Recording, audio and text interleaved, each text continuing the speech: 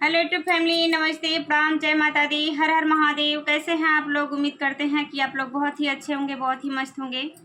स्वागत है आप सभी का मन्नी मिश्रा के लोकगीत पर। मैं आप सबके बीच एक बहुत ही सुंदर, बहुत ही प्यारा जो है विवाह गीत लेकर के आई हूँ। तो प्लीज़ आप लोग से रिक्वेस्ट है कि आप लोग मेरे गीत को फुल वॉच कीजिएगा और अपना प्यार दुलार आशीर्वाद छोटी सिस्टर को भी दीजिएगा। तो चलिए मैं देर न करते हुए आप सभी को सुनाती हूँ। आप सभी लोग से जय माता दी, हर हर महादेव।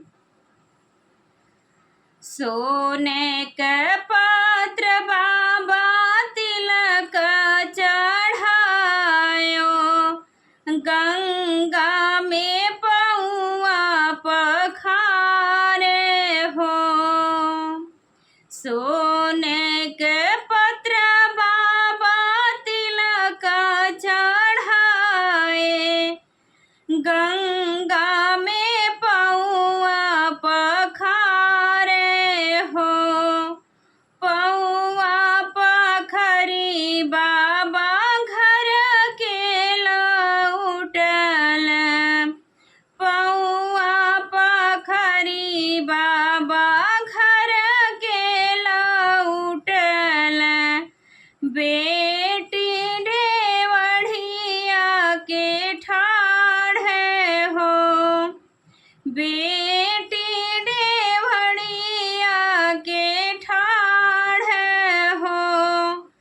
काहे बेटी मूल झूल, काहे बेटी मूल झूल, काहे बेटी मनवा उदास हो। काहे बेटी उल मूल, काहे बेटी झूल मूल, काहे बेटी मनवा उदास हो। सामरवर खोजी तू दिहे मोरे बाबा, सामरवर खोजी तू दिहा मोरे बाबा। एही से मनवा उदास हो, एही से मनवा उदास हो।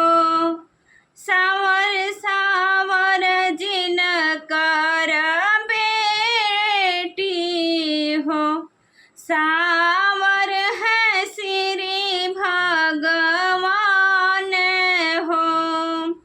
सावर सावर जिनकर बेटी, सा